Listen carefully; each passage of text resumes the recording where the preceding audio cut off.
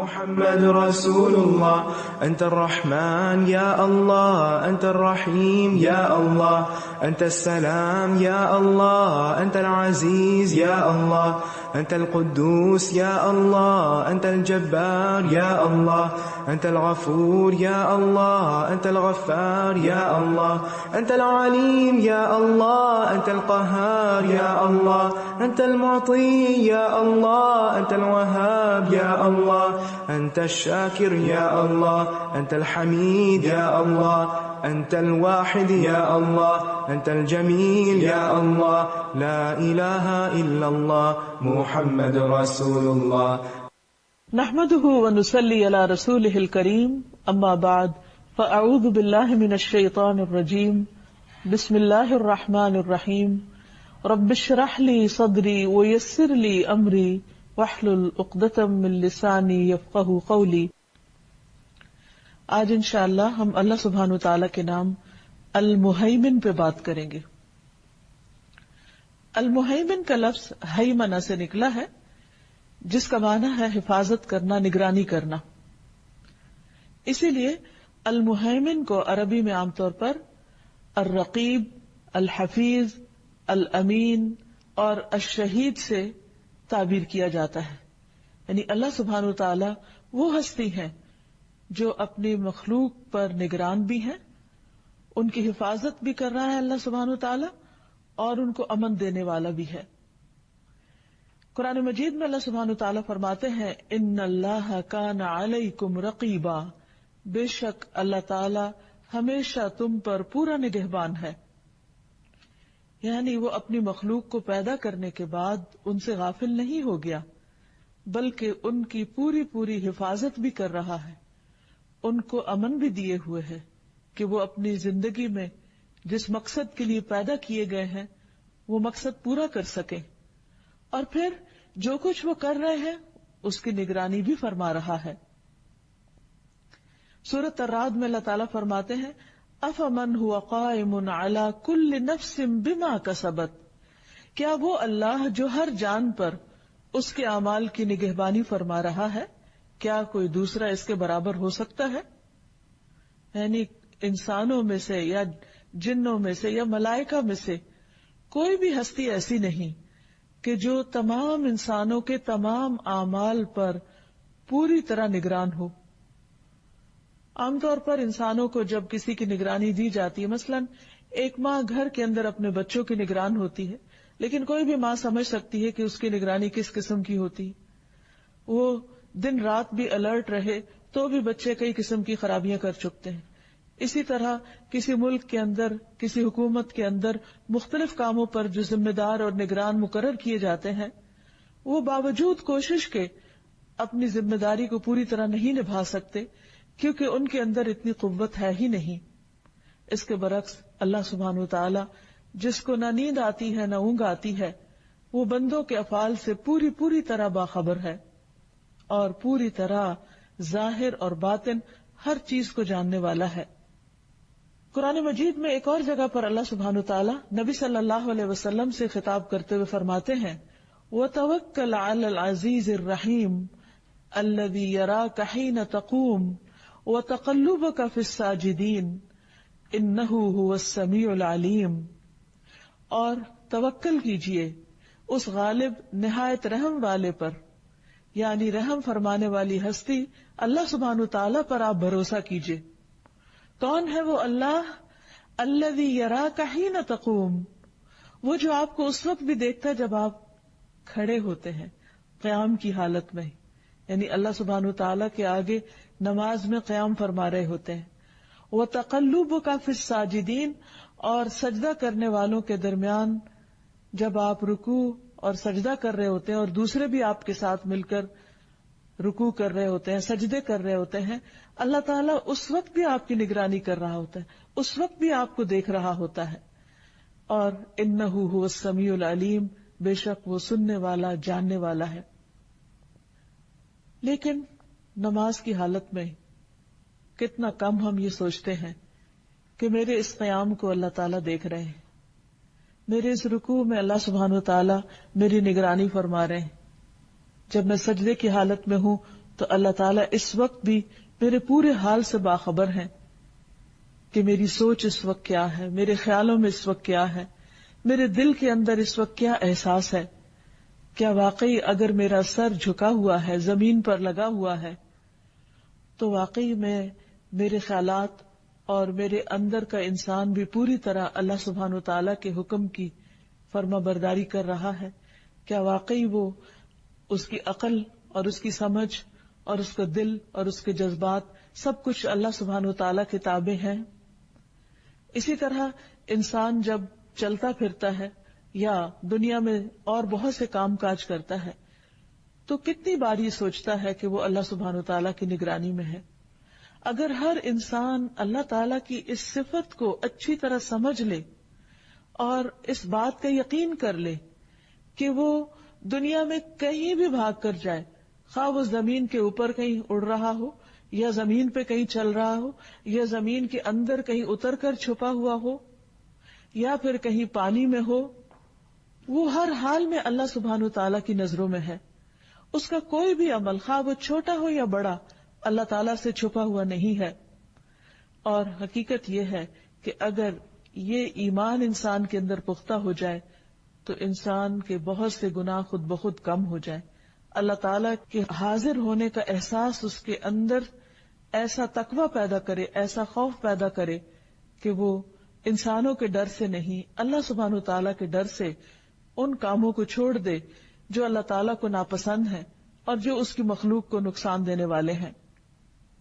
اگرچہ اللہ سبحانہ تعالیٰ اپنے بندوں کے حال سے براہ راست واقف ہیں، خود نگرانی کر رہے ہیں، خود دیکھ رہے ہیں، لیکن اس کے باوجود جو فرشتے اس نے انسان پر نگران مقرر کیے ہوئے ہیں ان سے بھی اللہ تعالیٰ بندوں کے حالات پوچھتے رہتے ہیں.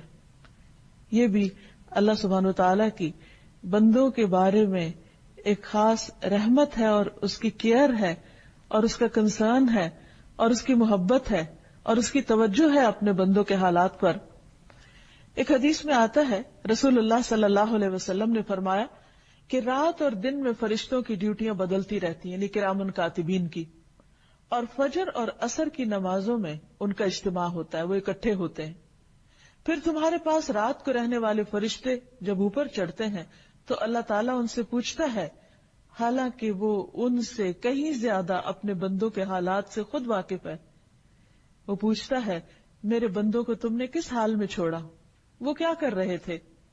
وہ جواب دیتے ہیں، جب ہم نے انہیں چھوڑا تو وہ فجر کی نماز پڑھ رہے تھے، اور جب ان کے پاس گئے تب بھی وہ عصر کی نماز پڑھ رہے تھے. اور اسی طرح دوسرے فرشتوں سے پوچھتا ہے تو وہ بھی اسی طرح جواب دیتے ہیں. اللہ سبحانہ تعالیٰ اپنے بندوں کی نگرانی کرتے ہوئے، اپنے بندوں کا خیال کرتے ہوئے ان پر اپنی خاص رحمت فرماتے ہیں، اور خصوصی طور پر جو بندے عبادت گزار ہوتے ہیں اللہ سبحانہ تعالیٰ ان سے محبت کرتے ہیں. پھر اسی طرح اللہ تعالیٰ اپنے بندوں کے غموں سے بھی آگاہ ہوتا ہے کہ اس وقت بندے کے دل کی کیفیت کیا ہے، وہ کس پریشانی کا شکار ہے. بعض اوقات ہم جب پریشان ہوتے ہیں تو ہمیں یوں لگتا ہے جیسے ہم تنہا رہ گئے، ہمارا کوئی بھی نہیں. کبھی کوئی فوت ہو جائے تو ہم سوچتے ہیں کہ اب ہمارا کون ہوگا، اب ہمارا کیا بنے گا. لیکن اس وقت بھی، غم کے ان لمحات میں بھی اگر انسان کو یہ یاد رہے کہ اس کا رب ہے جو اس کے حالات کو جانتا ہے اور اس کی تکلیف کو محسوس کرتا ہے اور وہ اس کے حال سے پوری طرح باخبر ہے، تو یہ چیز انسان کے لیے بہت اطمینان کا باعث ہو سکتی ہے. اس سلسلے میں ایک روایت آتی ہے جس سے ہمیں پتہ چلتا ہے کہ رسول اللہ صلی اللہ علیہ وسلم نے ایک موقع پر حضرت ابراہیم علیہ السلام کا یہ قول دہرایا جس میں انہوں نے اللہ تعالیٰ سے عرض کی کہ رب انہن اضللن کثیرا من الناس فمن تبعنی فانہ منی، کہ اللہ ان بتوں نے بہت سے لوگوں کو بہکا دیا ہے، پھر ان میں سے جو میری پیروی کرے تو وہ مجھ سے ہے. اور پھر عیسیٰ علیہ السلام کے قول کو دہرایا کہ ان تعذبہم فانہم عبادک وان تغفر لہم فانک انت العزیز الحکیم، کہ اگر تو ان کو عذاب دے تو وہ تیرے بندے ہیں، اور اگر تو انہیں معاف کر دے تو تو غلبے والا ہے، حکمت والا ہے. لیکن اس کے برعکس رسول اللہ صلی اللہ علیہ وسلم اپنی امت کا خیال کر کے رونے لگ گئے. آپ نے ہاتھ اٹھائے اور فرمایا، اے اللہ میری امت میری امت. اللہ سبحانہ وتعالی نے جبریل علیہ السلام سے فرمایا کہ جاؤ محمد کے پاس صلی اللہ علیہ وسلم، حالانکہ تیرا رب خوب جانتا ہے، اور ان سے پوچھو کہ انہیں کیا چیز رلا رہی ہے۔ اللہ تعالیٰ کو پتا تھا کہ وہ کس کے غم میں رو رہے ہیں، وہ اپنی امت کے غم میں رو رہے تھے اور خود بھی جانتے ہیں، لیکن جبریل کو بھیجا تسلی کے لیے۔ جبریل علیہ السلام نبی صلی اللہ علیہ وسلم کے پاس آتے ہیں اور رونے کی وجہ پوچھتے ہیں، آپ انہیں بتاتے ہیں، حالانکہ اللہ تعالیٰ خود زیادہ جانتے ہیں۔ پھر اللہ تعالیٰ کے پاس واپس جاتے ہیں، اللہ تعالیٰ فرماتے ہیں اے جبریل جاؤ محمد کی طرف اور ان سے کہہ دو کہ ہم آپ کو آپ کی امت کے بارے میں ضرور راضی کر دیں گے، یعنی آپ کو غمگین نہیں کریں گے۔ اس سے یہ بات بھی پتہ چلتی ہے کہ رسول اللہ صلی اللہ علیہ وسلم اپنی امت کے بارے میں کس قدر فکر مند ہوتے تھے۔ کیا آج ہم بھی واقعی اپنے نبی، اپنے رسول محمد صلی اللہ علیہ وسلم کے بارے میں بھی اتنے کنسرن ہیں کہ ہم قیامت کے دن ان کو شرمندہ نہ کریں ایسے کام کر کے جن سے آپ نے روکا اور جن سے آپ ناخوش ہوتے تھے؟ بہرحال اس حدیث سے پتہ یہ چلتا ہے کہ اللہ سبحانہ وتعالی بندوں کے دلوں کے حالات سے بھی خوب واقف ہے۔ پھر اسی طرح اللہ تعالی بندوں کی قولی عبادات یعنی ان کا ذکر وغیرہ بھی شمار کرتا ہے۔ رفاعہ سے مروی ہے، انہوں نے کہا کہ ہم نبی صلی اللہ علیہ وسلم کی اقتداء میں نماز پڑھ رہے تھے، جب آپ رکوع سے سر اٹھاتے تو سمع اللہ لمن حمدہ کہتے۔ ایک شخص نے پیچھے سے کہا ربنا ولک الحمد حمدا کثیرا طیبا مبارکا فیہ۔ آپ صلی اللہ علیہ وسلم نے نماز سے فارغ ہو کر پوچھا کہ یہ کلام کہنے والا کون ہے؟ تو اس شخص نے جواب دیا کہ میں۔ اس پر آپ نے فرمایا میں نے 30 سے زیادہ فرشتوں کو دیکھا کہ ان کلمات کو لکھنے میں وہ ایک دوسرے پر سبقت لے جانا چاہتے تھے کہ کون ان میں سے ان کو پہلے لکھے گا، اور ظاہر ہے کہ یہ 30 فرشتے اللہ سبحانہ وتعالیٰ کے حکم اور اذن سے ہی آگے بڑھے۔ تو اللہ تعالیٰ بندوں کے چھوٹے سے چھوٹے عمل کو بھی ضائع نہیں کرتے۔ اسی طرح المہیمن کا ایک مطلب حفاظت کرنے والا بھی ہے۔ اللہ سبحانہ وتعالی جو الحافظ ہے، الحفیظ ہے، تحفظ دینے والا ہے، حفاظت کرنے والا ہے، وہ اپنی تمام مخلوق کی ضروریات کی حفاظت کرنے والا ہے۔ نبی صلی اللہ علیہ وسلم نے فرمایا، اللہ تعالیٰ فرماتے ہیں اے ابن آدم تم اپنے آپ کو میری عبادت کے لیے فارغ کر لو، یعنی نماز کے لیے، دیگر عبادات کے لیے بھی وقت نکالو، تو میں تمہارے دل کو بے نیازی سے بھر دوں گا اور تمہاری محتاجیاں دور کر دوں گا۔ لیکن اگر تم ایسا نہیں کرو گے، یعنی اپنے آپ کو صرف دنیا میں کھپا دو گے اور عبادت کے لیے وقت نہیں نکالو گے، تو میں تمہارے دونوں ہاتھ کام میں مشغول کر دوں گا، اس کے باوجود تمہارا فقر دور نہیں کروں گا، یعنی تمہارے دل کے اندر کا خوف اور محتاجی کا احساس وہ دور نہیں کروں گا۔ پھر اسی طرح اللہ سبحانہ وتعالی بیمار انسان کے اعمال کی حفاظت کرتے ہیں۔ ایک انسان تندرستی کی حالت میں جو بھی نیک عمل کرتا ہے، جب وہ بیمار ہو جاتا ہے تو بھی اللہ تعالیٰ اس کا اجر روکتے نہیں، بلکہ جو شخص پابندی کے ساتھ نیکی کرتا ہے عام حالات میں، تو جب وہ سفر کرتا ہے یا بیماری کی حالت میں ہوتا ہے تو اللہ تعالیٰ فرشتے کو حکم دیتے ہیں اور وہ اس کا اجر لکھتا چلا جاتا ہے۔ پھر اسی طرح المہیمن کا ایک مطلب امن دینے والا ہے اور ظالم کو مہلت دینے والا، یعنی اللہ سبحانہ وتعالی جہاں اپنے بندوں کی حفاظت فرماتا ہے وہاں ان کے لیے ایسے حالات، ایسے مواقع فراہم کرتا ہے کہ وہ امن و امان کے ساتھ اپنے کام سر انجام دے سکیں۔ اگر ہم سوچیں تو زمین کے جس گولے پر ہم بیٹھے ہوئے ہیں اس کے اندر لاوا ابل رہا ہے۔ اگر یہ زمین تھوڑی سی بھی پھٹ جائے اور لاوا باہر نکلنے لگے تو زندگی کا نام و نشان قائم نہ رہے۔ پھر ہم سب جانتے ہیں کہ زمین اس فضا کے اندر دوہری حرکت کے ساتھ اپنے سفر پر رواں دواں ہے، لیکن ہمیں ہر وقت ٹھہری ہوئی محسوس ہوتی، یعنی کس قدر حیرت کی بات ہے کہ جو زمین ہزاروں میل فی گھنٹہ کی رفتار سے اس فضا میں دوڑ رہی ہے، اس زمین پر بیٹھے ہوئے انسانوں کو کبھی احساس بھی نہیں ہوتا کہ یہ زمین حرکت میں ہے۔ یہ سب امن کون دے رہا ہے؟ یہ اس اطمینان کی حالت میں ہمیں کون جینے دے رہا ہے کہ ہم اس پر چلتے پھرتے ہیں، سوتے ہیں، آرام کرتے ہیں اور پرسکون رہتے ہیں۔ اللہ سبحانہ وتعالیٰ کی یہ خاص رحمت ہے کہ اس نے ہمارے لیے ان تمام چیزوں کو مسخر کیا ہے۔ پھر ہم دیکھتے ہیں کہ جہاں وہ امن دیتا ہے وہاں کچھ لوگ دنیا میں فتنہ فساد بھی کرنے والے ہیں، ظلم ڈھانے والے ہیں، لیکن ان کو آزادی کیوں ملی ہوئی؟ اس کی وجہ یہ ہے کہ وہ بھی اللہ ہی کے بندے ہیں، لیکن اللہ تعالیٰ کے دیے ہوئے اختیار سے ناجائز فائدہ اٹھا رہے ہیں۔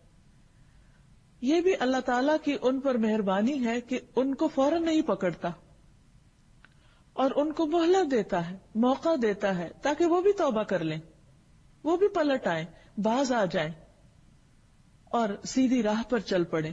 تو اللہ سبحانہ وتعالیٰ ہر ایک کو مہلت دیتا ہے، کوئی چھوٹا گناہ کرے یا بڑا گناہ کرے۔ ہمارے نزدیک کچھ لوگ بڑے بڑے غلط کام کر رہے ہوتے ہیں اور ہم چاہتے ہیں کہ ان کی فوراً پکڑ ہو جائے اور فوراً ٹھکانے لگا دیا جائے تاکہ دنیا سے ظلم ختم ہو جائے۔ یہ بات اپنی جگہ درست ہے، لیکن دوسری طرف اللہ سبحانہ وتعالی ظالم کو مہلت دیتا ہے کیونکہ وہ بھی ایک انسان ہے جو وقتی طور پر اپنی آزادی سے ناجائز فائدہ اٹھا رہا ہے۔ ہر انسان کے اندر اللہ نے ضمیر نام کی چیز رکھی ہے جو اسے ملامت کرتی ہے۔ ایک شخص جس نے 99 قتل کیے، جب اس کو احساس ہوا کہ وہ غلط کر رہا ہے تو اس نے توبہ کے لیے ایک راہب کی طرف رجوع کیا تاکہ وہ اسے طریقہ بتائے کہ کس طرح وہ اپنے گناہوں کو معاف کروا سکتا ہے۔ اگر اللہ تعالیٰ چاہتا تو اسے پہلا انسان قتل کرنے پر ہی پکڑ لیتے، یا دوسرا یا تیسرا، لیکن کب تک اللہ تعالیٰ نے اس کو مہلت دی کہ بالآخر اسے احساس ہوا اور وہ اپنے گناہ سے تائب ہوا اور آخر میں رحمت کے فرشتے نے اس کی جان لی۔ تو اللہ تعالیٰ صرف ایک طرف کو دیکھ کر فیصلہ نہیں کرتے، وہ تمام امور کو بیک وقت دیکھنے والے ہیں اور اس کا کوئی فیصلہ بھی حکمت سے خالی نہیں ہے، اور وہ ہر ایک کو مہلت دیتا ہے اور ہر ایک کے لیے مواقع فراہم کرتا ہے تاکہ بندہ صحیح راہ پر آ جائے اور پلٹ آئے۔ پھر اسی طرح مہیمن کا ایک مطلب گواہ بھی ہوتا ہے، الشاہد، یعنی وہ جو خبر رکھتا ہو، نظر رکھنے والا ہو۔ تو اللہ تعالیٰ اپنی مخلوق پر شہید ہے، یعنی گواہ ہے۔ بندوں سے جو بھی کوئی قول اور فعل سرزد ہوتا ہے اللہ تعالیٰ اس کو پوری طرح جانتا ہے۔ قرآن مجید میں آتا ہے وَمَا تَكُونُ فِي شَأْنٍ وَمَا تَتْلُو مِنْهُ مِنْ قُرْآنٍ وَلَا تَعْمَلُونَ مِنْ عَمَلٍ إِلَّا كُنَّا عَلَيْكُمْ شُهُودًا إِذْ تُفِيضُونَ فِيهِ وَمَا يَعْزُبُ عَنْ رَبِّكَ مِنْ مِثْقَالِ ذَرَّةٍ فِي الْأَرْضِ وَلَا فِي السَّمَاءِ وَلَا أَصْغَرَ مِنْ ذَلِكَ وَلَا أَكْبَرَ إِلَّا فِي كِتَابٍ مُبِينٍ۔ اور تم نہ کسی حال میں ہوتے ہو اور نہ اس کی طرف سے آنے والے قرآن میں سے کچھ پڑھتے ہو، اور نہ تم کوئی عمل کرتے ہو مگر یہ کہ ہم اس پر شاہد ہوتے ہیں۔ یعنی کسی بھی حال میں تم ہو، قرآن میں سے کچھ بھی تم پڑھ رہے ہو تو ہم خود سن رہے ہوتے ہیں، ہم خود گواہ ہوتے ہیں جب تم اس میں مشغول ہوتے ہو۔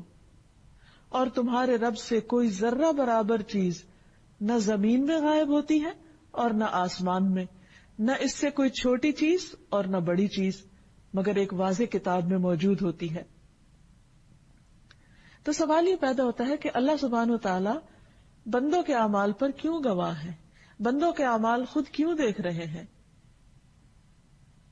اس کی ایک بڑی وجہ یہ ہے کہ اللہ سبحانہ و تعالی بندوں کے ان اعمال کو گن گن کر رکھ رہے ہیں تاکہ قیامت کے دن بندوں کو ان کی جزا دی جا سکے۔ حدیث میں آتا ہے اللہ تعالیٰ فرماتے ہیں اے میرے بندو، یہ تمہارے اعمال ہیں کہ جنہیں میں تمہارے لیے شمار کر رہا ہوں، میں تمہارے لیے گن رہا ہوں، انہیں خود گن رہا ہوں۔ اگرچہ فرشتے بھی لکھتے ہیں لیکن اللہ سبحانہ وتعالیٰ خود بھی گنتے ہیں۔ اسے کیا گنتے ہیں؟ کس کی کتنی نمازیں ہو گئی، کس کے کتنے روزے ہو گئے، کس نے کتنی سچی بات کی اور کتنے جھوٹ بولے، وہ بھی لکھے جاتے ہیں، وہ بھی گنے جاتے ہیں۔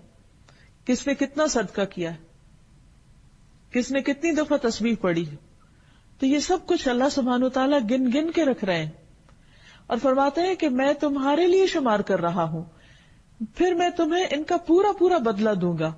تو جو آدمی بہتر بدلہ پائے وہ اللہ کا شکر ادا کرے، اور جو بہتر بدلہ نہ پائے تو اپنے نفس ہی کو ملامت کرے. یعنی ایسا نہیں کہ اگر انسان کچھ نہیں کرے گا تو اس کے لیے خود بخود کچھ لکھا جاتا رہے گا، نہیں. تو ہمیں اصل میں جس چیز کی فکر کرنی چاہیے وہ نیک اعمال ہے کہ ہم زیادہ سے زیادہ کر سکیں. اس کے ساتھ ساتھ اس کی کوالٹی اور اس کی جو روح ہے اس کو بھی مد نظر رکھنا ضروری ہے. پھر یہ ہے کہ اللہ تعالیٰ ایک اور جگہ پر فرماتے ہیں سواء منکم من اسر القول ومن جہر بہ، برابر ہے تم میں سے جو بات چھپا کر کرے اور جو اسے بلند آواز سے کرے. یعنی اللہ کے لیے بالکل برابر ہے. ہمارے لیے فرق ہو جاتا ہے کیونکہ ہمارے کان ایک سرٹن فریکوینسی کے بعد سن نہیں پاتے، یعنی کہ وہ آواز کم ہو یا زیادہ ہو تو ہم سن نہیں سکتے، ایک خاص لمٹ کے اندر سنتے ہیں. لیکن اللہ تعالی کے لیے ایسی کچھ بھی مشکل نہیں، وہ ہر بات کو سنتے ہیں، چپ کے کی جائے، سرگوشیوں کی حالت میں کی جائے یا پھر چیخ چلا کر کی جائے.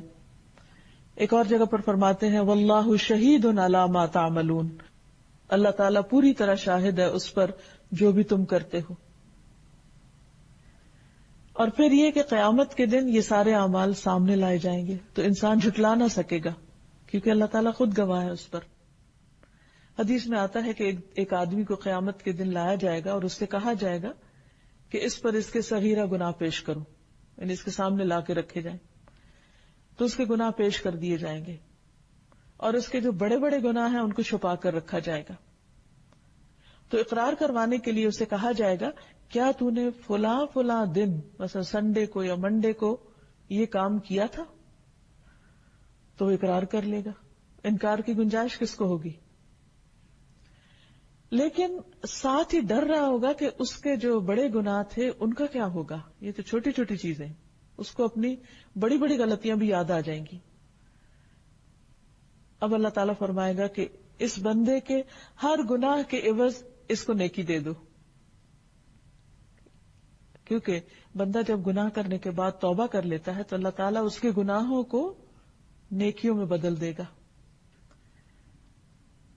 اب وہ بندہ کہے گا کہ یا رب میں نے کچھ اور گناہ بھی کیے تھے، وہ مجھے یہاں نظر نہیں آ رہے. یعنی وہ جو کبیرہ گناہ جن سے ابھی تک وہ ڈر رہا تھا ان کا بھی ذکر خود کر دے گا. تو بہرحال یہ اللہ سبحانہ وتعالیٰ کی شان رحیمی ہے کہ وہ بندوں کی غلطیوں اور خطاؤں سے اس قدر درگزر فرماتا ہے اور اتنی خوبصورت طریقے سے توبہ قبول کرتا ہے کہ ان کی خطاؤں کو بھی قیامت کے دن نیکیوں میں بدل دے گا. لیکن اس کے لیے شرط یہ ہے کہ انسان سچے دل سے توبہ کرے. المہیمن کے معنی میں ایک قول یہ بھی ہے کہ یہ وہ ذات ہے جو اطاعت کرنے والے کے ثواب میں سے کچھ بھی کم نہ کرے، خواہ وہ ثواب کتنا ہی زیادہ کیوں نہ ہو، اور نافرمان جتنی سزا کا حقدار ہے اس سے زیادہ اس کو سزا نہ دے، کیونکہ اس پر جھوٹ جائز نہیں. اور اللہ تعالیٰ کو یہ حق حاصل ہے کہ وہ زیادہ ثواب دے کر مہربانی فرمائے اور بہت ساری سزاؤں کو معاف کر دے، یہ اس کے اپنے اختیار میں ہے. تو المہیمن جو ہے امن دینے والا ہے اور بندوں کی حفاظت کرنے والا ہے، ان کے حقوق کی حفاظت کرنے والا ہے، ان کے اعمال کے اجر کی حفاظت کرنے والا ہے. اس لیے اس سے اس بات کا ڈر نہیں ہونا چاہیے کہ وہ بندوں کا کوئی بھی عمل ضائع کر دے گا، الا یہ کہ انسان خود ایسے کام کر کے اپنے اعمال کو برباد کر دے جن سے اللہ سبحانہ تعالیٰ نے روکا ہے. اس کے برعکس اللہ تعالیٰ اگر کوئی بندہ ایک نیکی کرے گا تو اس کو 10 گنا سے لے کر 700 گنا اور اس سے بھی زیادہ دینے پر قادر ہے، اور اس کے لیے اسے کسی سے پوچھنا نہیں. تو اللہ سبحانہ تعالیٰ اپنے بندوں پر نہایت مہربان ہے. اللہ تعالیٰ فرماتے ہیں قُلْ يَا عِبَادِ الَّذِينَ آمَنُوا اتَّقُوا رَبَّكُمْ لِلَّذِينَ أَحْسَنُوا فِي هَذِهِ الدُّنْيَا حَسَنَةٌ وَأَرْضُ اللَّهِ وَاسِعَةٌ إِنَّمَا يُوَفَّى الصَّابِرُونَ أَجْرَهُمْ بِغَيْرِ حِسَابٍ. کہہ دو اے میرے بندو جو ایمان لائے ہو، اپنے رب سے ڈرو. ان لوگوں کے لیے جنہوں نے دنیا میں کوئی نیکی کی بڑی بھلائی ہے. یعنی اگر کوئی اچھا کرتا ہے تو اس کی وہ اچھائی قابل قدر ٹھہرے گی. اللہ کی زمین وسیع ہے اور صبر کرنے والوں کو ان کا اجر کسی شمار کے بغیر دیا جائے گا. یعنی اللہ تعالیٰ کے پاس پورا حق ہے، اختیار ہے کہ وہ بندے کا اجر 1 کو 10 کے برابر کرے یا ان لمیٹڈ کر دے کہ جس کو کوئی انسان گن بھی نہ سکے. اور ان نیکیوں میں سے سب سے بڑی نیکی صبر کرنا ہے، جس کا اجر بغیر حساب کے انسان کو ملے گا. پھر اسی طرح اللہ تعالیٰ ذرہ برابر بھی اجر ضائع نہیں کرتا.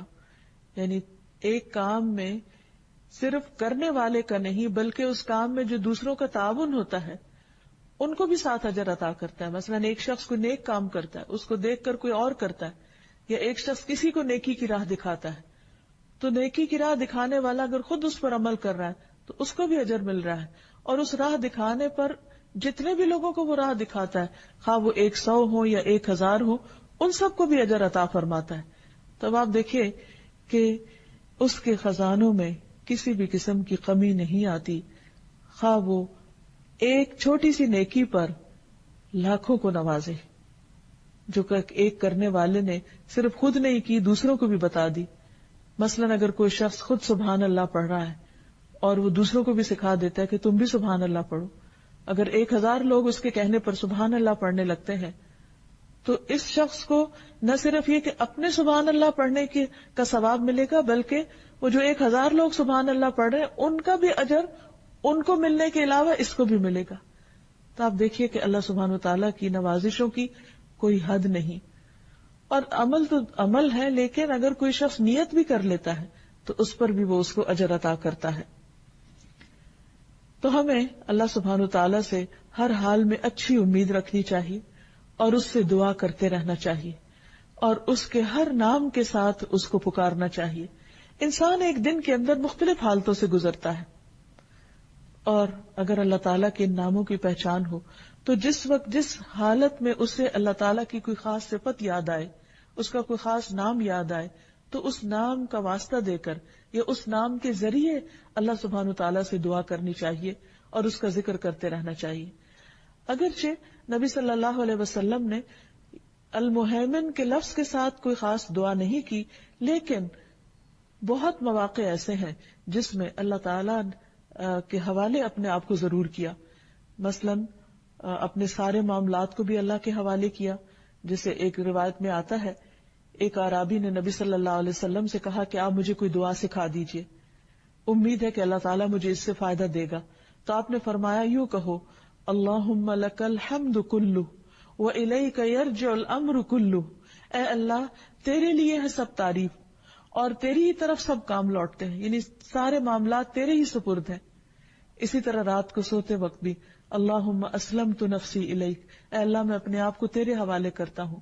تو جو رب ہمارے جاگنے کی حالت میں ہماری حفاظت کرتا ہے وہ سونے کی حالت میں بھی ہماری حفاظت کرتا ہے. اور پھر یہ ہے کہ انسان جب اپنے آپ کو اللہ کے حوالے کر دیتا ہے، اپنی جان کو، اپنے مال کو، اپنی اولاد کو، اپنے متعلقین کو، تو اللہ سبحانہ وتعالیٰ ان تمام چیزوں کی حفاظت فرماتا ہے. اسی لیے جب کوئی مسافر سفر پر روانہ ہوتا ہے تو اس کو جو دعا دی جاتی ہے، نبی صلی اللہ علیہ وسلم نے جو دعا سکھائی ہے وہ یہی ہے کہ استودع اللہ دینک و امانتک و خواتیم عملک، کہ میں تمہارے دین، امانت اور عمل کے خاتمے کو اللہ کے سپرد کرتا ہوں. یعنی اگر کوئی شخص سفر پر جا رہا ہو تو ہمیں یہ دعا پڑھنے کی تلقین کی گئی ہے. اب یہ کہ جب ہم اللہ تعالیٰ کی صفت کو پہچان لیں تو اس کا ہماری زندگی پر کیا اثر ہونا چاہیے. سب سے پہلے تو یہ کہ ہمیں اس بات کا یقین ہونا چاہیے کہ ہم ہر وقت اللہ کی نگاہ میں، ہمارے ایک ایک عمل کو دیکھا جا رہا ہے. اگر واقعی دیکھا جا رہا ہے تو پھر ہمارا طرز عمل کیا ہو. کبھی کوئی انسان بھی ہمیں دیکھ رہا اور ہمیں پتہ چل جائے تو ہم کانشیس ہو جاتے ہیں ایک دم. جیسے کہیں اگر بیٹھے ہوئے کچھ کر رہے ہیں اور ہمیں یہ شک گزرے کہ باہر ونڈو سے کوئی ہمیں دیکھ رہا ہے. مثلا رات کے اندھیرے میں آپ اپنے گھر میں لائٹ جلا کر بیٹھے ہیں اور آپ کو تھوڑا سا آہٹ محسوس ہوتی ہے اور یوں لگتا ہے جیسے باہر سے کوئی جھانک رہا ہے، تو آپ کمفرٹیبل ہو کے یا ریلیکس ہو کے نہیں بیٹھتے، آپ ایک دم الرٹ ہو جاتے ہیں کہ اچھا کوئی دیکھ رہا ہے. تو اس وقت آپ کیا کریں گے اور کیا نہیں کریں گے. آپ ایسا کبھی بھی نہیں کریں گے کہ اس وقت اپنا بیگ کھول کر پرس سے پیسے نکال کر وہ گننا شروع کر دے، کیونکہ آپ کو ڈر ہوگا کہ کہیں کوئی باہر سے اٹیک نہ کر دے اور آپ کا یہ عمل اس وقت آپ کے لیے خطرناک نہ ہو۔ اسی طرح کہیں پر بھی، کسی بھی موقع پر، کسی بھی جگہ پر جب انسان کو یہ احساس ہوتا ہے کہ کوئی شخص اس کے آس پاس ہے تو اس کا طرز عمل بالکل مختلف ہوتا ہے بنسبت اس وقت کے جب اس کے پاس کوئی بھی نہیں ہوتا۔ اس وقت انسان بالکل ریلیکس ہوتا ہے۔ ٹھیک ہے، انسانوں کے ساتھ معاملہ کرتے وقت تو انسان کی یہ کیفیات مختلف ہو سکتی، لیکن اللہ سبحانہ وتعالی وَلِلَّهِ الْمَثَلُ الْأَعْلَى ان تمام چیزوں سے بالا و برتر ہے۔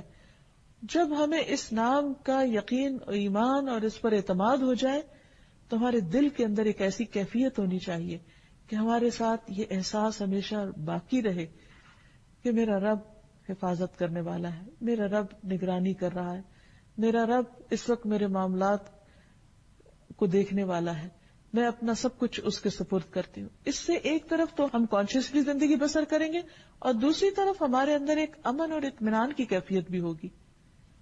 اگر کوئی شخص آپ کو مس انڈرسٹینڈ کر رہا ہے تو بھی آپ کے اندر اطمینان ہوگا کہ میرا رب تو میرے دل کے حال کو جانتا ہے، میرا رب میرے ظاہر اور باطن کو جانتا ہے۔ بندوں کا خوف دل سے نکل جائے گا اور اللہ سبحانہ وتعالیٰ کی نگرانی کا احساس آپ کو مزید اچھے کاموں پر ابھارے گا۔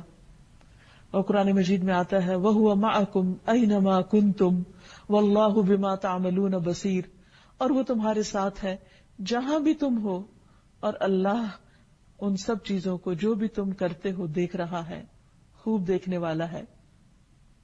پھر اسی طرح ہمیں اپنے بچوں کی تربیت بھی اسی انداز سے کرنی چاہیے کہ بچوں جہاں بھی تم ہو اللہ تمہیں دیکھتا ہے۔ قرآن مجید میں آتا ہے کہ لقمان نے اپنے بیٹے کو وصیت کی تھی یا بنی انہا ان تک مثقال حبۃ من خردل فتکن فی صخرۃ او فی السماوات او فی الارض یأت بها اللہ ان اللہ لطیف خبیر۔ اے میرے چھوٹے بیٹے، بے شک کوئی بھی چیز اگر رائی کے دانے کے وزن کے برابر بھی ہو، زمین میں ہو یا آسمان میں، تو اللہ اس کو لے آئے گا، بلا شبہ اللہ بڑا باریک بین، پوری خبر رکھنے والا ہے۔ اسی طرح انسان کے اندر اس صفت کا احساس احسان کا رویہ پیدا کرتا ہے۔ بعض اوقات لوگ ہم سے اچھا سلوک نہیں کرتے یا ہمارا حق ادا نہیں کرتے، تو بھی ہم پوری کوشش کرتے رہے کہ ہم ان کا حق ادا کریں یا ان سے بہتر سلوک کریں، کیونکہ انسانی کمزوری ہے کہ وہ دوسروں کے رویے کا تابع ہو جاتا ہے کہ فلاں نے میرے ساتھ ایسا کیا، اب میں بھی اس کو مزہ چکھاؤں گا۔ لیکن جو شخص رب کی اس صفت پر یقین رکھتا ہے وہ بندوں کے رویوں کے تابع نہیں ہوتا، وہ ان کے ساتھ ہر حال میں اچھا کرتا ہے، کیونکہ اس کو اندر ہی اندر اس بات کی خوشی ہو رہی ہوتی ہے کہ میں اچھا نہ کرنے والوں کے ساتھ بھی اچھا اس لیے کر رہا ہوں کہ اس وقت میرا رب مجھے دیکھ رہا ہے، وہ میرے اعمال کو گن رہا ہے، وہ ان کی حفاظت کر رہا ہے، وہ ان اعمال کو ضائع نہیں کرے گا، وہ ان پر پورا اجر دینے پہ قادر ہے۔ تو یہ چیز انسان کو ایک خوبصورت انسان بنا دیتی ہے، اور جب انسان اللہ کی حفاظت پر یقین رکھتا ہے تو اس کے دل سے بہت سے خوف دور ہو جاتے ہیں اور وہ مطمئن زندگی بسر کرتا ہے۔ پھر اس کے قول اور فعل میں تضاد نہیں رہتا۔ ایسا شخص اللہ کے فیصلوں پر راضی ہو جاتا ہے، جیسے حضرت ہاجرہ اللہ کے فیصلوں پر راضی ہو گئی تھی۔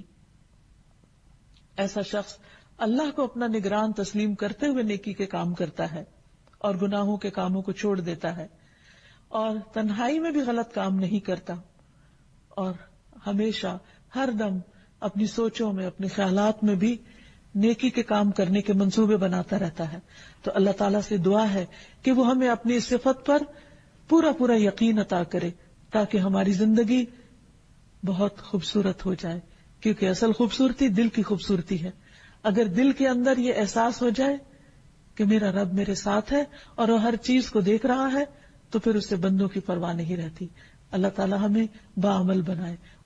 أنت القاهر يا الله، أنت الحسيب يا الله، أنت الشافي يا الله، أنت المبين يا الله، أنت الوكيل يا الله، أنت القيوم يا الله، أنت المتين يا الله، أنت السبوح يا الله.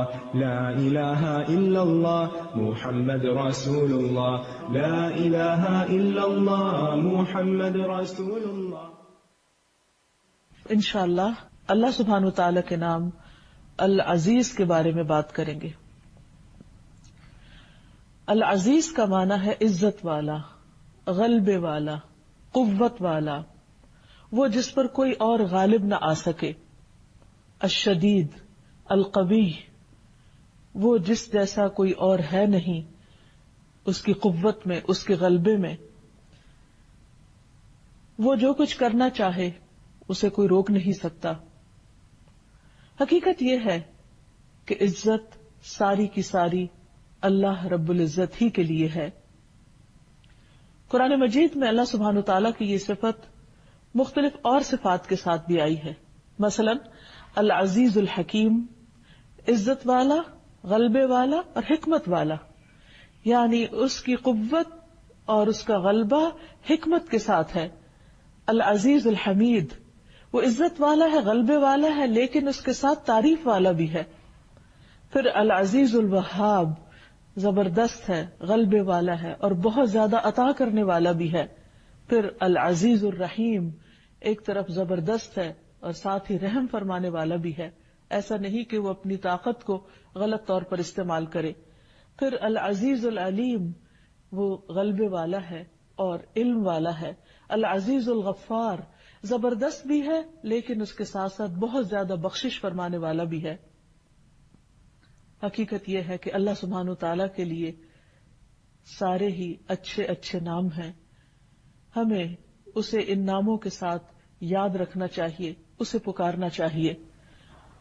اور جہاں تک العزیز کا تعلق ہے، جس سے لفظ عزت بھی ہے، تو عزت ساری کی ساری اللہ تعالیٰ کے لیے ہے. قرآن مجید میں آتا ہے من کان یرید العزت فللہ العزت جمیعا، جو شخص عزت چاہتا ہو تو عزت ساری اللہ سبحانہ تعالیٰ کے لیے ہے. ایک اور جگہ پر آتا ہے سبحان ربک رب العزت عما یصفون، پاک ہے تیرا رب جو عزت کا رب ہے ان سب باتوں سے جو وہ بیان کرتے ہیں. یعنی اللہ سبحانہ تعالیٰ کی شان میں جو گستاخیاں وہ کرتے ہیں اس سے اللہ سبحانہ تعالیٰ کی عزت اور شان میں کوئی کمی نہیں آتی. رسول اللہ صلی اللہ علیہ وسلم نے فرمایا عزت اللہ تعالیٰ کا ازار ہے اور کبریائی اس کی چادر ہے، تو جو آدمی مجھ سے یہ صفات چھینے گا میں اسے عذاب دوں گا. یعنی کوئی شخص اگر یہ چاہے کہ وہ بڑا بن بیٹھے یا وہ عزت کی وجہ سے اللہ سبحانہ تعالیٰ کی نافرمانی کرے، یا یہ سمجھے کہ اگر وہ اللہ تعالیٰ کی فرما برداری کرے گا تو اس کی عزت میں کچھ کمی آئے گی، تو یہ چیز اللہ تعالیٰ کو ناراض کرنے والی ہے. پھر اسی طرح اللہ سبحانہ تعالیٰ خود عزت والا بھی ہے اور عزت دینے والا بھی ہے. یعنی جو لوگ اس کے فرما بردار ہوتے ہیں، اطاعت گزار ہوتے ہیں، وہی ان کو عزت بخشتا ہے. یعنی جس طرح رزق کی تقسیم وہ خود کرتا ہے، اسی طرح عزت کی تقسیم بھی وہ کرتا ہے اور عزت اسی کی طرف سے آتی ہے. اور اللہ تعالیٰ سے بڑھ کر عزت والا کوئی ہے ہی نہیں.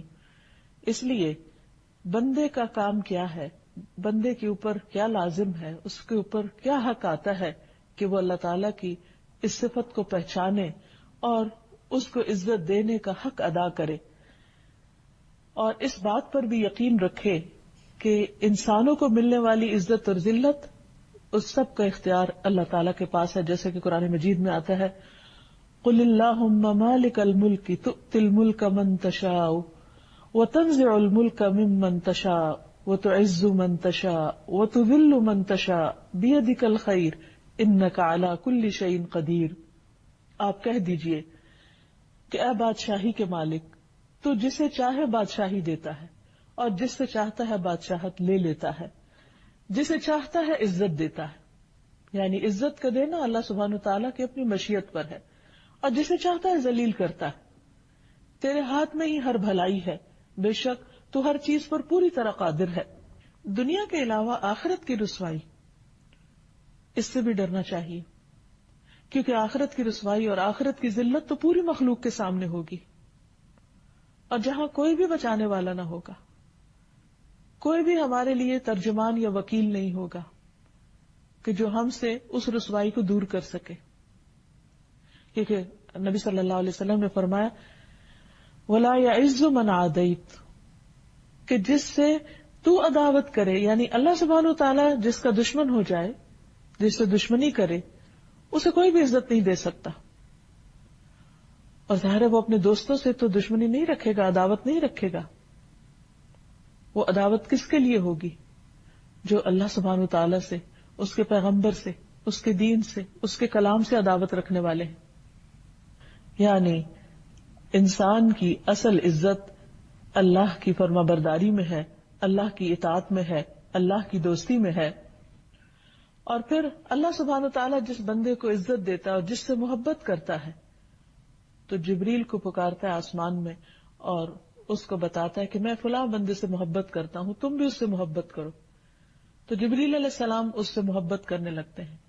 پھر وہ آسمان والوں میں پکارتے ہیں کہ اللہ تعالیٰ فلاں بندے سے محبت کرتے ہیں، تم بھی اس سے محبت کرو. تو آسمان والے اس سے محبت کرنے لگتے ہیں، اس کی عزت کرنے لگتے ہیں، اور اس طرح وہ محبت اور عزت دنیا میں اتار دی جاتی ہے.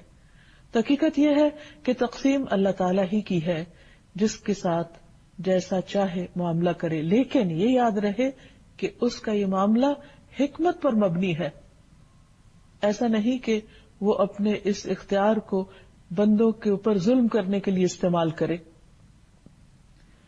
چونکہ اللہ سبحانہ وتعالیٰ ہی عزت دینے والا ہے، تو اس لیے ہر انسان کو عزت پیاری ہوتی ہے اور ہر انسان عزت کا طلبگار ہوتا ہے.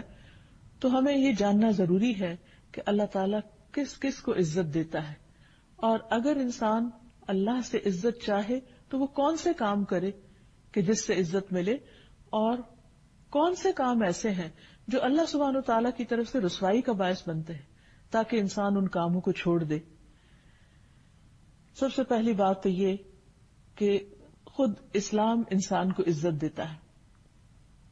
رسول اللہ صلی اللہ علیہ وسلم نے فرمایا یہ دین ہر اس جگہ تک پہنچ کر رہے گا جہاں تک دن اور رات کا سلسلہ جاری ہے، یعنی اس زمین یا اس گلوب کے ہر کونے تک.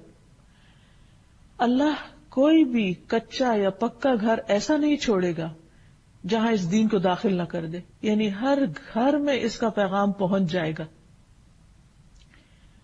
خواہ اسے عزت کے ساتھ قبول کر لیا جائے یا اسے رد کر کے ذلت قبول کر لی جائے. عزت تو اصل میں وہ ہوگی جو اللہ اسلام کے ذریعے عطا کرے گا، یعنی اللہ کی بات کو قبول کر کے انسان کو الٹیمیٹلی عزت ملے گی، اور ذلت وہ ہوگی جو انکار کر کے حاصل ہوگی. تمیم داری کہتے ہیں کہ مجھے یہ بات اپنے گھر والوں میں نظر آ گئی کہ ان میں سے جو مسلمان ہو گیا اسے خیر، بھلائی اور شرافت نصیب ہوئی، اور ان میں سے جس نے انکار کیا اس کے حصے میں رسوائی اور جزیہ آیا.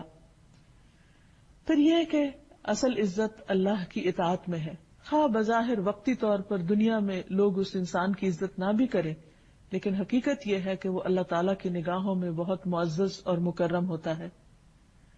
اللہ سبحانہ وتعالیٰ اپنے بندوں کو اپنے کلام کے ذریعے، اپنی کتاب کے ذریعے عزت عطا کرتے ہیں، جیسا کہ ایک حدیث میں آتا ہے کہ اللہ تعالیٰ اس کتاب کے ذریعے بہت سی قوموں کو اوپر اٹھاتے ہیں اور بہت سی قوموں کو ذلیل کر دیتے ہیں. جیسے علامہ اقبال نے بھی کہا تھا کہ وہ معزز تھے زمانے میں مسلمان ہو کر، اور تم خوار ہوئے تارک قرآن ہو کر، کہ تم نے قرآن کو چھوڑ دیا تو تم ذلیل و رسوا ہو گئے. کہ جب تک مسلمان اس کتاب کو تھامے ہوئے تھے اور اللہ تعالیٰ کے احکامات کی پیروی کرنے والے تھے تو اللہ تعالیٰ نے دنیا میں بھی ان کو عزت عطا کی، اور جب وہ صرف نام کے مسلمان رہ گئے اور ان کے کام اسلام کے خلاف ہونے لگے تو دنیا کی عزت بھی جاتی رہی. عامر بن واصلہ کہتے ہیں کہ نافع بن حارث نے عمر رضی اللہ عنہ سے عثمان میں ملاقات کی تو عمر رضی اللہ عنہ نے انہیں مکہ کا امیر مقرر کرنے کا حکم دیا ہوا تھا. عمر نے پوچھا تم نے مکہ میں کس کو امیر بنایا؟ انہوں نے عرض کیا ابن ابزہ کو. آپ نے پوچھا ابزہ کون ہے؟ اس نے جواب میں کہا ہمارے غلاموں میں سے ایک غلام ہے.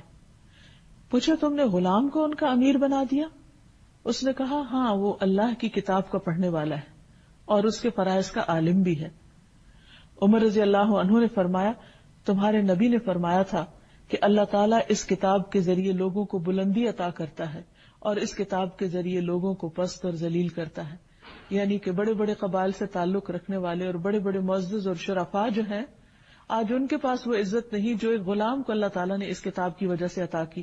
اور ویسے بھی نبی صلی اللہ علیہ وسلم کا فرمان ہے، خیرکم من تعلم القرآن وعلمہ، تم میں بہترین ہے وہ جو قرآن سیکھیں اور سکھائیں. پھر اسی طرح عام حالات میں لوگوں کے ساتھ معاملہ کرنے میں بعض اوقات انسان یہ سمجھتا ہے کہ اگر وہ قوت کے ساتھ، شدت کے ساتھ اور زیادتی کے ساتھ معاملہ کرے گا تو شاید اس سے ڈر کر اور اس کے روب کی وجہ سے لوگ اس کی عزت کریں گے.